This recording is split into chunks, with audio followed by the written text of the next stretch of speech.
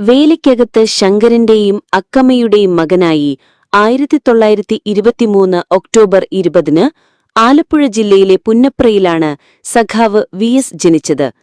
ദാരിദ്ര്യം കാരണം 7ാം ക്ലാസ്സിൽ വച്ച് പഠനമുപേക്ഷിക്കേണ്ടി വന്നു. 1939-ൽ സ്റ്റേറ്റ് കോൺഗ്രസിൽ അംഗത്വമെടുത്ത് രാഷ്ട്രീയ പ്രവർത്തനത്തിനിറങ്ങി.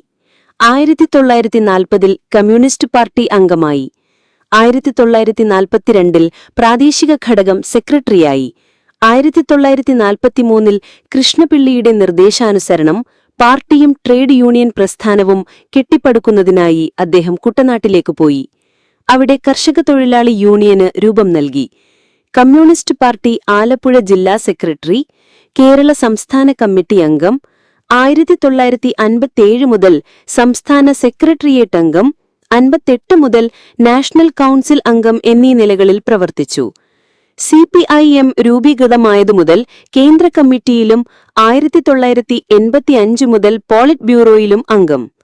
1980 മുതൽ 1992 വരെ 12 വർഷം CPIM സംസ്ഥാന സെക്രട്ടറിയായി പ്രവർത്തിച്ചു.